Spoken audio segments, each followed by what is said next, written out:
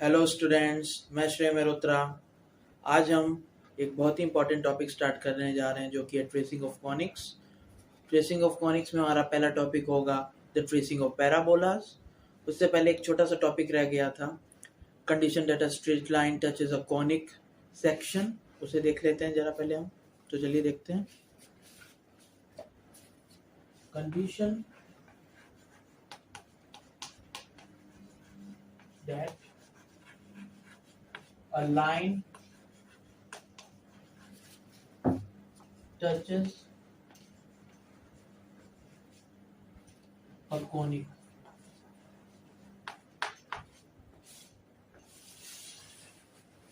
तो चलिए क्या देखते हैं क्या होता है। अगर हमारे पास कोई गिवन लाइन है Lx plus my plus n equal to 0, ये हमारे पास गिवन लाइन का इक्वेशन है।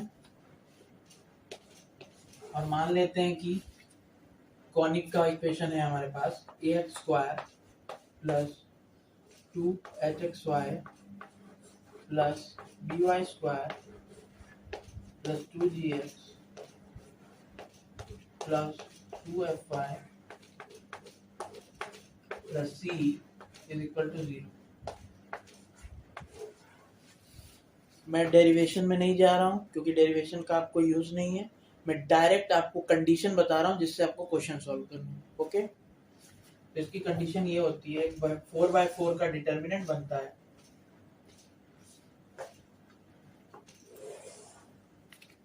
a h g l, it's a 4/4 determinant.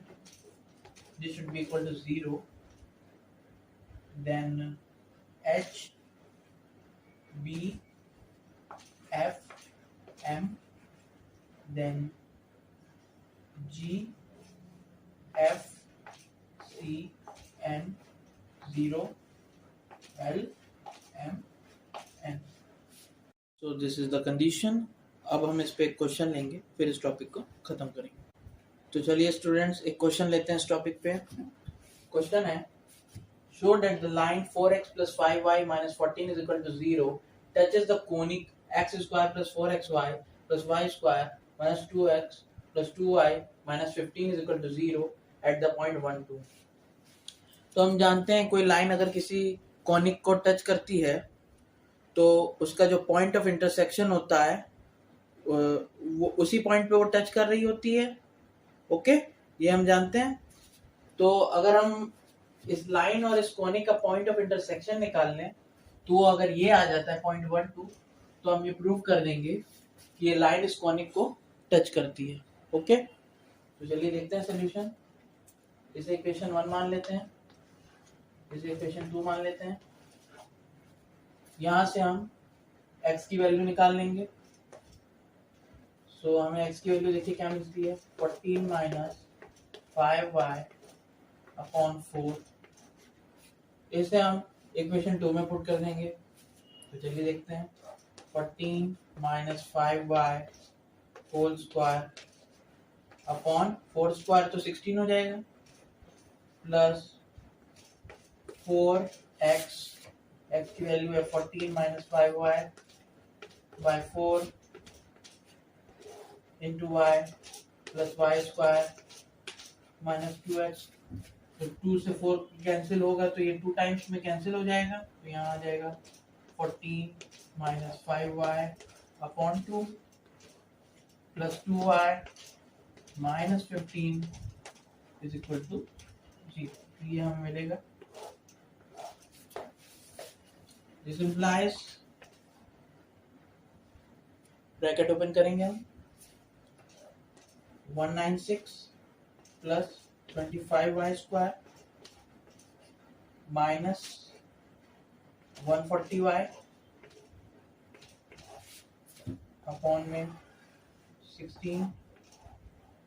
ये 4 से 4 तो कैंसिल हो गया, 16 एलसीएम ले लेते हैं। यहाँ पे क्या मिलेगा देखते हैं, प्लस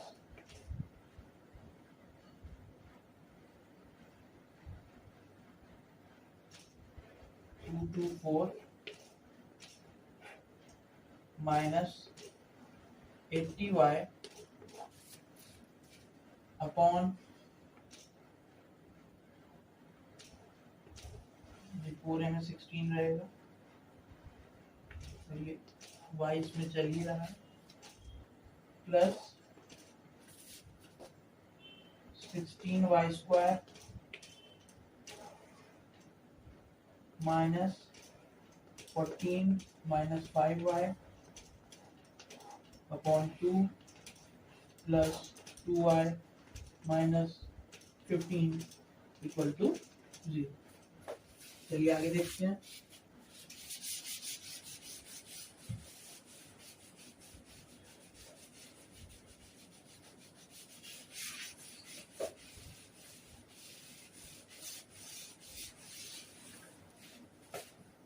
इससे सॉल्व करते हैं आगे।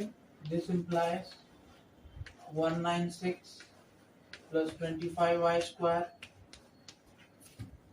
माइनस 140y, दिस इज 140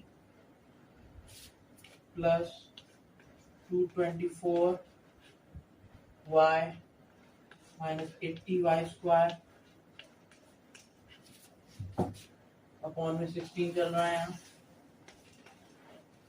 क्या हो जाएगा माइनस 14 प्लस 5y, ऐसा कीजिए माइनस को बाहर ही रहने दीजिए अभी, so it is 14 minus 5y, 2 यहाँ से एलसीएम ले लेंगे तो हमें क्या मिलेगा plus 4y minus 30 equal to 0। आगे देखते हैं।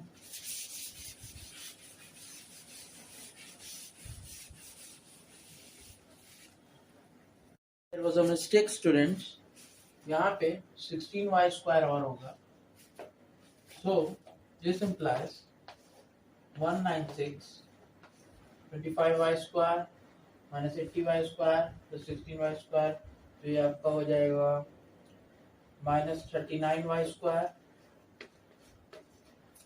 माइनस 140y प्लस 224y, ये आपका हो जाएगा प्लस 84y। अब हम होल का 16 एलसीएम ले लेंगे, this implies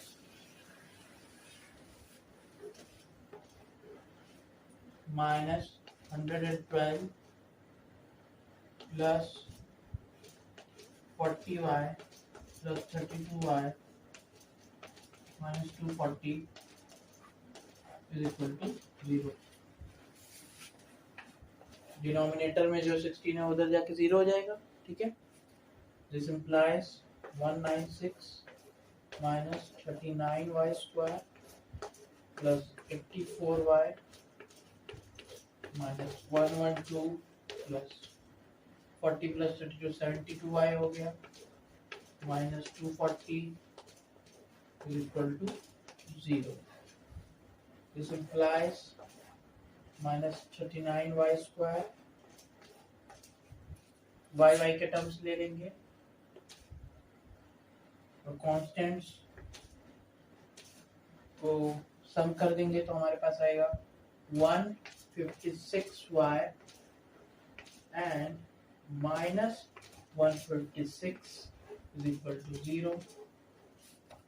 This implies 39y² minus 156y plus 156 equals 0.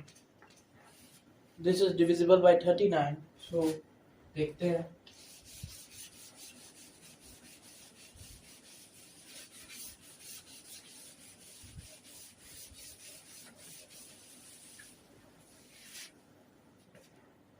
This implies y² minus 4y plus 4 is equal to 0, which is the whole square of y minus 2 is equal to 0.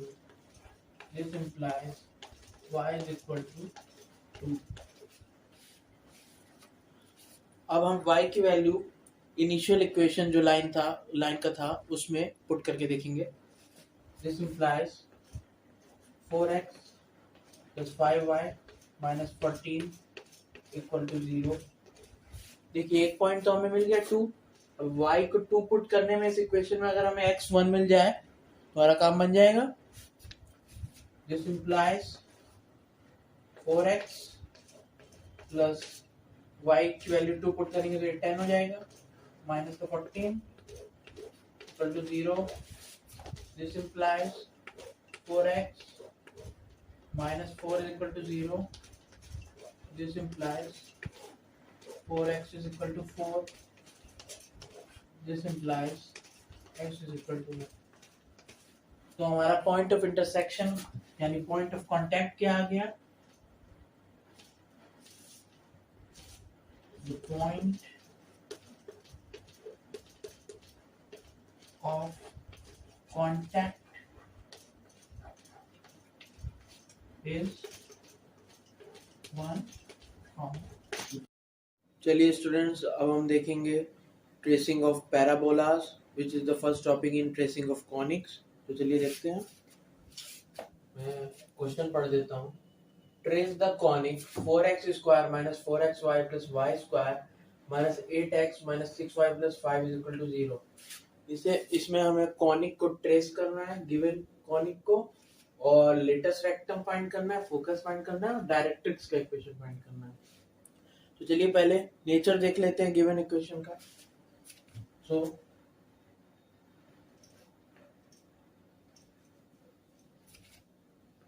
Given equation is 4x square minus 4xy plus y square minus 8x minus 6y plus 5 equal to 0. Students, यहाँ पर nature of जो equation दिया गया है हमें वो parabola ही होगा. अगर आप देखना चाहते हैं कि नेचर ऑफ इक्वेशन कैसे फाइंड करते हैं तो आप मेरा फर्स्ट वीडियो देख सकते हैं, उसमें मैंने बताया है. मैं यहाँ नेचर फाइंड नहीं कर रहा हूँ क्योंकि वीडियो काफ़ी लंबा हो जाएगा. तो चलिए आगे देखते हैं.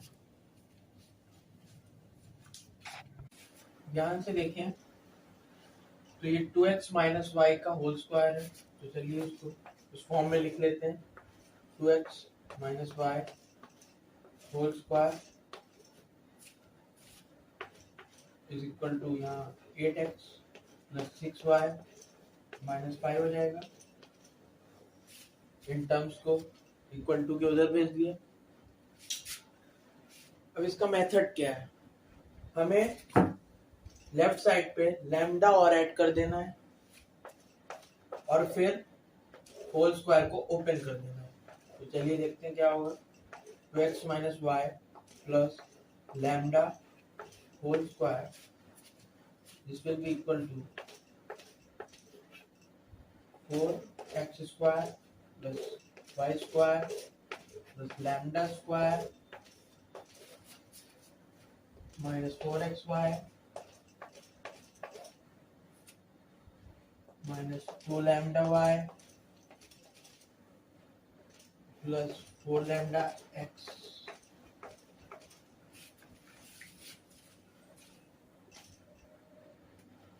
यहाँ से अगर हम देखें तो 4x square minus 4xy plus y square की वैल्यू क्या हो जाएगी? 4x square minus 4xy plus y square की वैल्यू हो जाएगी 8x प्लस 6y माइनस 5. उसको यहाँ पुट कर देंगे. ठीक है. This implies 2x minus y plus lambda whole square is equal to 8x plus 6y. There will be minus 5. उसके बाद ये टर्म्स लिख लेंगे हम. Lambda square plus lambda square minus 2 lambda y then minus 2 lambda y plus 4 lambda x भी रहेगा यहाँ, plus 4 lambda x plus 4 lambda x.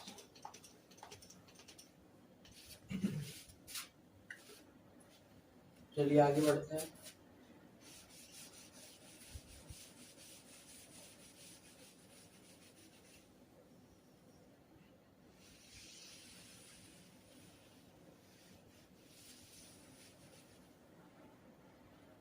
This implies 2x minus y plus lambda whole square is equal to 4 common ले लेंगे यहाँ से, 2 plus lambda x plus 2 3 minus lambda y plus lambda square minus 5। अब देखिए हमें क्या करना है, हमें लैम्डा की ऐसी वैल्यू चूज करनी है कि ये लाइन और ये लाइन परपेंडिकुलर हो। तो हमें पता है दो लाइन कब परपेंडिकुलर होती है, जब उनके स्लोप्स का प्रोडक्ट -1 के इक्वल हो। चलिए देखते हैं।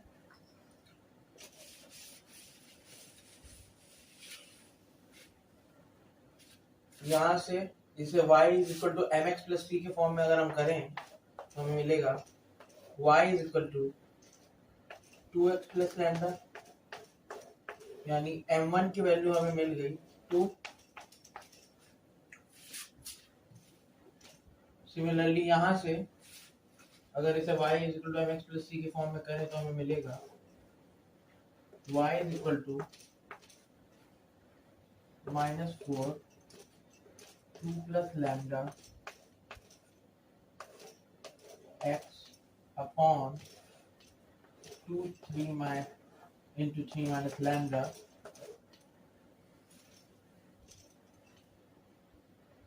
plus 5 minus lambda square upon 2 into 3 minus lambda।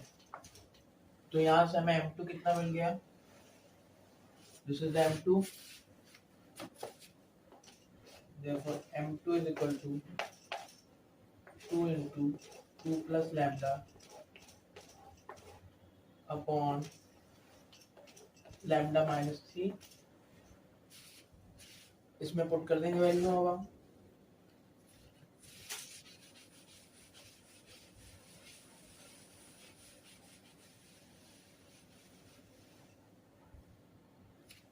तो हमें क्या मिलेगा देखते हैं। This is 2 into 2 into 2 plus lambda upon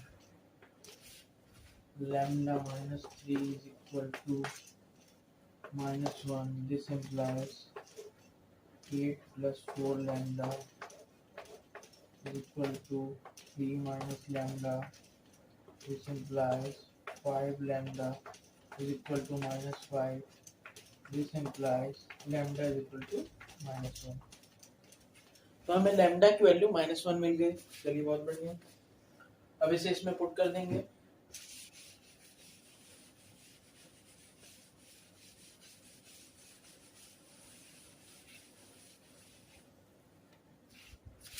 This implies 2x minus y minus 1 whole square is equal to 4x plus 8y minus 4।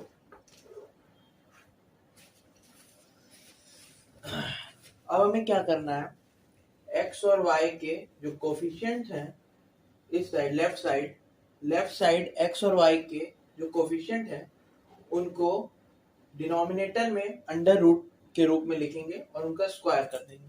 तो चलिए देखते हैं क्या होगा। This implies 2x minus y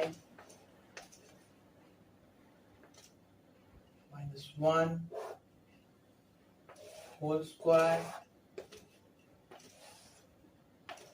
under root 2 square plus -1 square.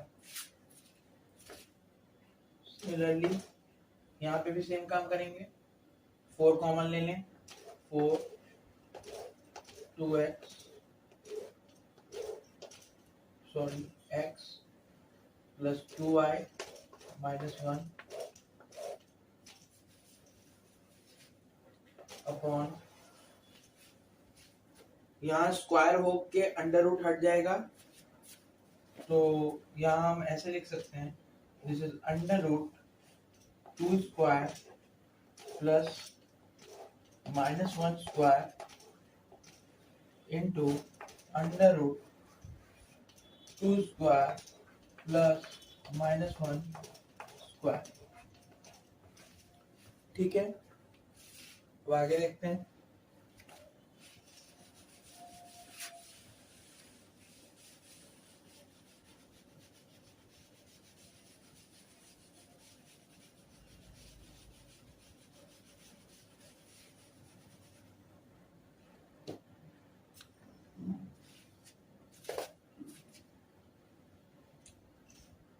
This implies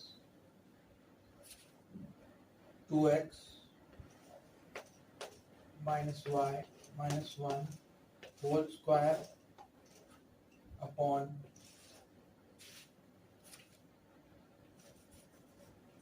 whole square will be like this upon root 5 is equal to 4 upon root 5 into x plus 2y minus 1 upon root 5.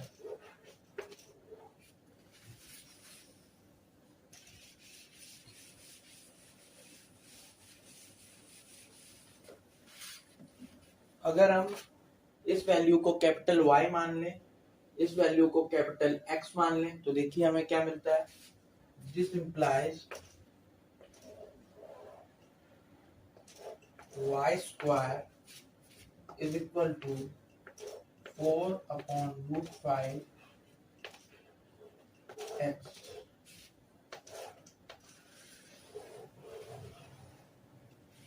इसे हम एक parabola के equation से compare कर सकते हैं. बहुत बढ़िया. So this will be equal to 4a. This implies 4a is equal to 4 upon root 5, which is the length of the latest rectum. तो हमें यहाँ से a की वैल्यू मिल जाएगी. This implies a is equal to 1 upon root 5. चलिए, बहुत बढ़िया.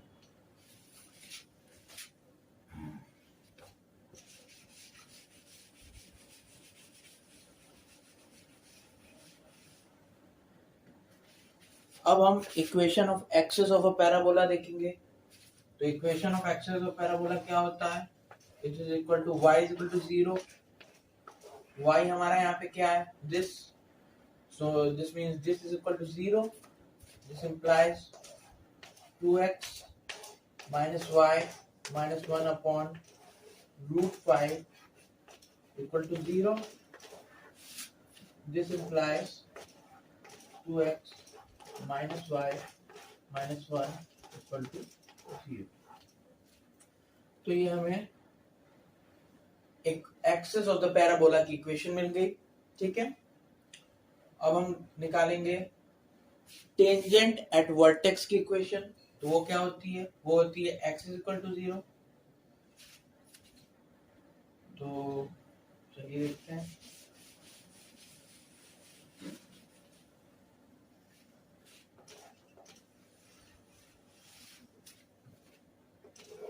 जब हम पैराबोला ट्रेस करेंगे तो इन सब का हमें यूज आएगा. ओके,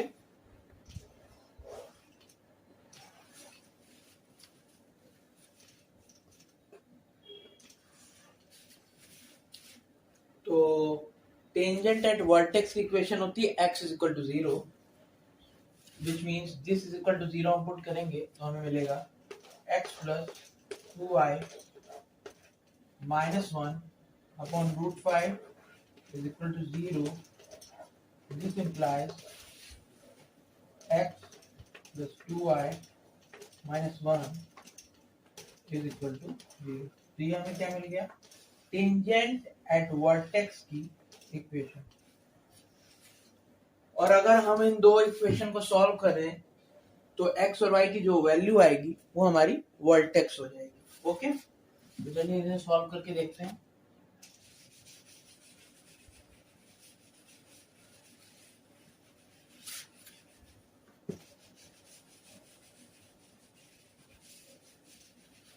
थोड़ा सा हम से जगह लिख लेते हैं।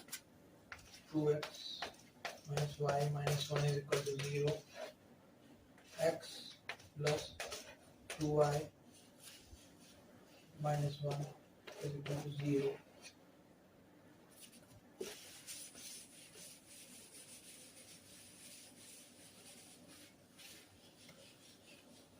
जब हम इसे सॉल्व करेंगे तो हमें वर्टेक्स मिलेगा। वर्टेक्स मैं यहाँ डायरेक्ट लिख दे रहा हूँ, आप लोग सॉल्व करके देख लीजिएगा। 3/5 एंड 1/5। ओके, चलिए बढ़िया। अब हम देखेंगे इक्वेशन ऑफ लेटेस्ट रेक्टम क्या होता है, इसका भी यूज है। इक्वेशन ऑफ लेटेस्ट रेक्टम होता है x is equal to a। ये हमारे पास क्या था? ये हमारे पास था 1/√5। x हमारे पास ये क्वांटिटी है। This implies x plus 2y minus 1/√5 is equal to 1/√5. This implies x plus 2y minus 2 equals 0. This is the equation of the latest rectum. एक चीज और, अगर हम इक्वेशन ऑफ एक्सिस और इक्वेशन ऑफ लेटेस्ट रेक्टम के को solve करेंगे, these two simultaneous equation, तो हमें फोकस मिल जाएगा, which is a very important thing for the tracing of parabola. So हम इसे भी सॉल्व करके देख लेते हैं। मैं यहाँ डायरेक्ट लिख देता हूँ, आप सॉल्व करके देख लीजिएगा। यहाँ जो फोकस आएगा that will be 4/5 and 3/5। हमें इन दो इक्वेशन को सॉल्व करना है, दिस एंड दिस। अब हम देखेंगे इस गिवन इक्वेशन को, जो पैराबोला का इक्वेशन दिया गया है, वो x एक्सिस को और y एक्सिस को किस किस पॉइंट्स पे कट कर रहा है। चलिए देख लेते हैं, ये भी देख लेते हैं। तो जब x एक्सिस को कट करेगा तो y इज इक्वल टू 0 हो जाएगा। y इज इक्वल टू 0 इस गिवन इक्वेशन में पुट कर देते हैं। This implies 4x² minus 8x plus 5 is equal to 0। तो जब हम इस इक्वेशन को सॉल्व करेंगे तो हमें इमेजिनरी वैल्यूज मिलेगी। तो इमेजिनरी वैल्यूज तो रियल से कोई नाता नहीं है, आर्गन प्लेन पे ड्रॉ होती हैं, ठीक है। तो यानी ये एक्स एक्सिस को कहीं पे भी कट नहीं कर रहा है, जो हमारा पैराबोला है ये एक्स एक्सिस को कहीं पे भी कट नहीं कर रहा है, ठीक है। ये चीज हमें पता चल गई। अब y एक्सिस पे कहाँ कट कर रहा है, उसके लिए हमें x is equal to 0 put करना है। तो x is equal to 0 put कर देते हैं। तो देखिए हमें क्या मिलता है। This implies y² minus 6y plus 5 is equal to 0। इसे जब हम सॉल्व करेंगे तो y की वैल्यू हमें मिल जाएगी 1 और 5। तो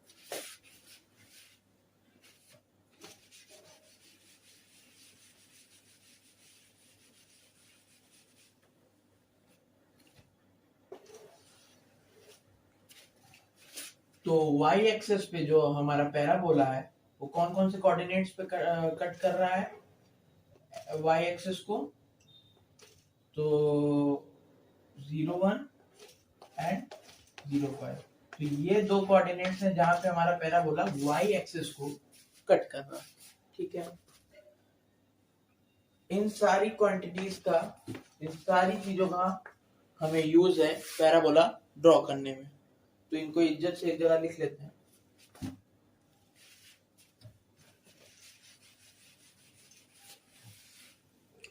vertex 3/5, 1/5, focus 4/5, 3/5,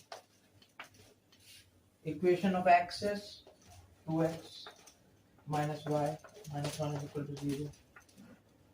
Now equation of tangent at vertex लिख लेते हैं, x plus 2y minus 1 equal to 0. तो चलिए बढ़िया है। अब हम पैराबोला को ड्रॉ करें।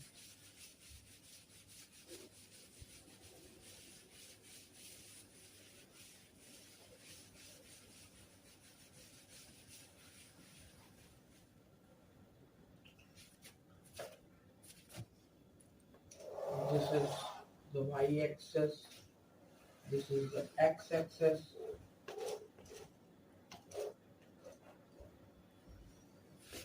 तो पहले वर्टेक्स के कोऑर्डिनेट्स देख लेते हैं।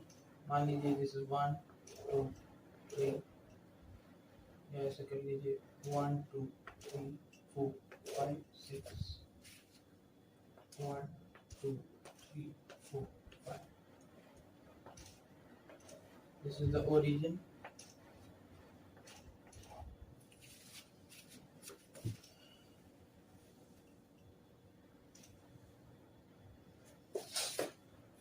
अब हम वर्टेक्स देख लेते हैं। तो वर्टेक्स हमारा क्या है, ये 0.6 हो जाएगा, ये 0.2 हो जाएगा। इसे जब हम डेसिमल में कन्वर्ट करेंगे तो 0.6 will be something here, this point, and 0.2 हम देखें तो यहाँ कहीं होगा।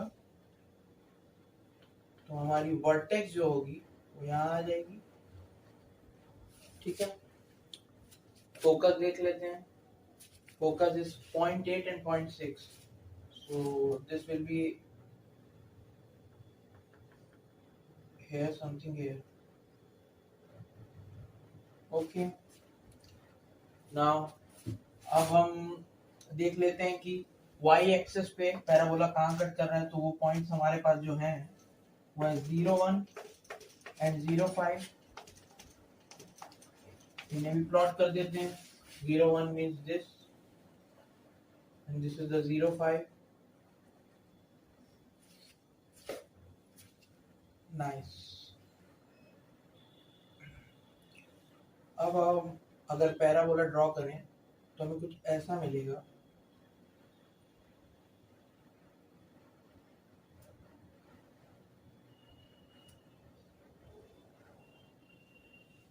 तो ये हमारा पैराबोला है। अब हमें टेंजेंट एट वर्टेक्स ड्रॉ करनी है और साथ ही साथ हमें एक्सिस ऑफ द पैराबोला को भी ड्रॉ करना है। तो अगर हम इसमें इस इक्वेशन में, this is the equation of the axis of the parabola, x is equal to 0 put कर दें तो हमें देखिए y क्या मिलता है। y हमें मिलेगा -1। x is equal to 1 put कर दें तो हमें y1 मिल जाएगा। x is equal to 2 put कर दें तो हमें y3 मिल जाएगा। इन पॉइंट्स को प्लॉट कर लेते हैं। x 0 y -1 is this, x1 y1, this is this,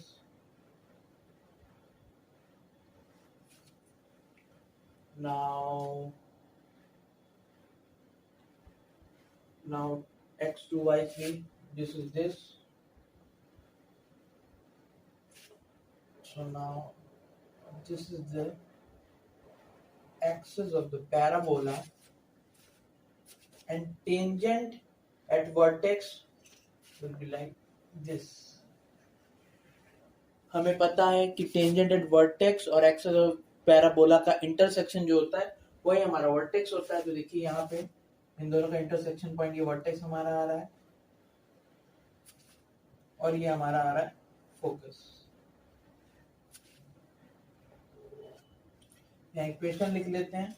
tangent at vertex का इक्वेशन हमारे पास है x + 2y - 1। Axis of the parabola का हमारे पास इक्वेशन है 2x - y - 1। So this is 2x - y - 1। चीज हमें और फाइंड करनी है जो कि है इक्वेशन ऑफ डायरेक्ट्रिक्स। तो इक्वेशन ऑफ डायरेक्ट्रिक्स देख लेते हैं क्या होता है। तो इक्वेशन ऑफ डायरेक्ट्रिक्स होता है x = -a। तो जब आप x = -a यहाँ रखेंगे तो आपको इक्वेशन ऑफ डायरेक्ट्रिक्स जो मिल जाएगा वो हो जाएगा x + 2y = 0।